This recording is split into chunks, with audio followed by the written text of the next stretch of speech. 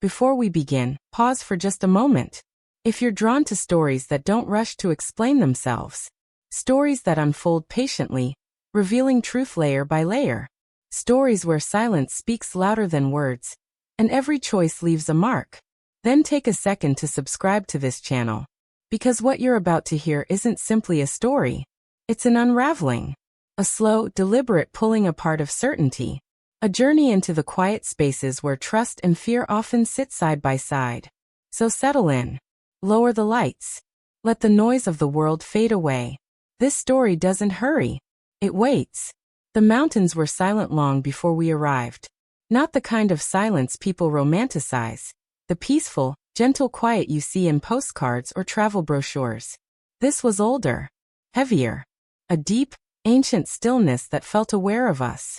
The kind of silence that sharpens your senses. That makes you conscious of your own breathing. Your own thoughts.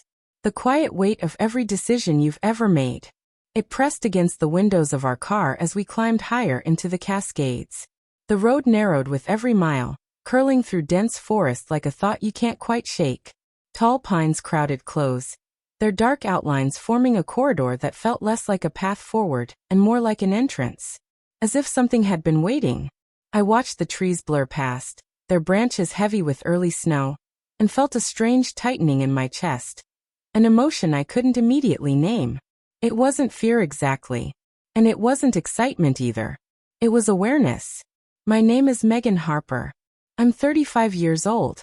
And for most of my adult life, I believed I understood the man sitting beside me in the driver's seat. Adrian Harper. For 8 years, we had built a marriage that looked solid from the outside. Stable. Reliable. The kind of relationship people nodded approvingly at when they heard about it. 8 years of shared routines. Shared plans. Shared evenings that blended together into something comfortable and familiar. We didn't fight much.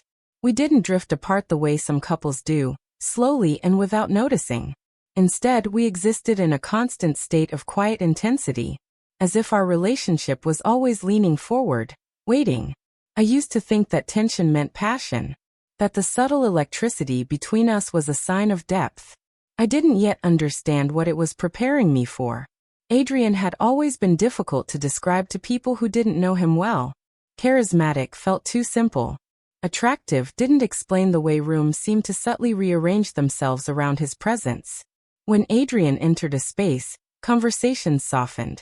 Eyes followed.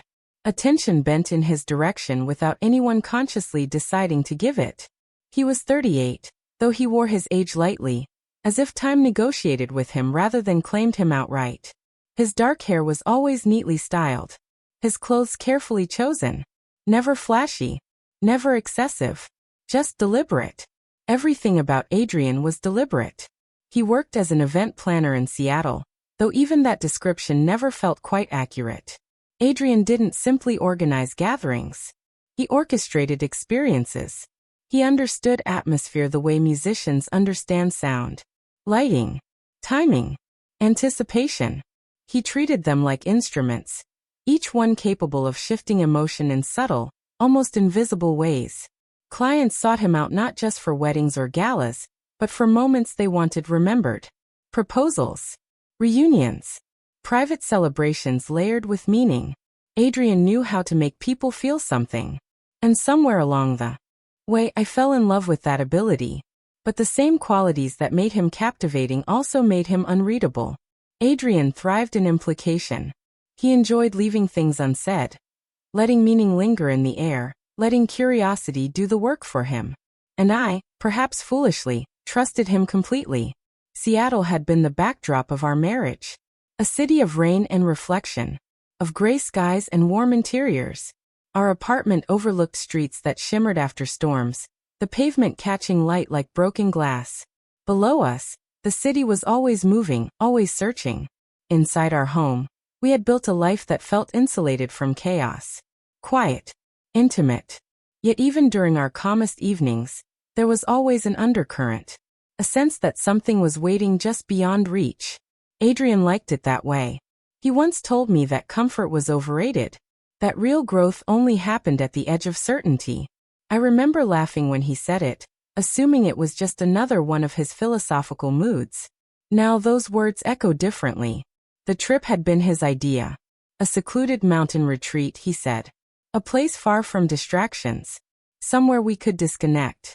When he told me about it, his eyes held that familiar spark. The one that suggested surprise, transformation, something carefully planned. This will be unlike anything we've done before, he'd said quietly, his voice calm and assured. At the time, excitement drowned out the faint whisper of unease rising in my chest. It wasn't until I started packing that the questions began to surface. This isn't just us, is it? I asked, folding sweaters into my suitcase. Adrian leaned against the doorway, watching me with a smile that revealed nothing. I've invited a few people. How many? A small group. Who? He crossed the room and gently brushed a loose strand of hair behind my ear. His touch was familiar, grounding. Trust me, Mag. He always knew when to use my nickname. I nodded, even as my instincts stirred, because I did trust him. I always had. The drive into the mountains felt like crossing an invisible threshold. Cell service faded. The road twisted tighter, clinging to cliffs and valleys dusted with snow. The forest grew denser, more imposing. Adrian drove with quiet focus, one hand steady on the wheel, the other resting on my thigh. Warm, reassuring. Every so often he glanced at me, a knowing expression playing at the corner of his mouth. You're thinking too much, he said softly. Am I? Yes, he replied. And you're not supposed to. I frowned slightly. I've already thought it through. That answer should have unsettled me more than it did. Ahead of us, the trees began to thin, and something waited beyond them.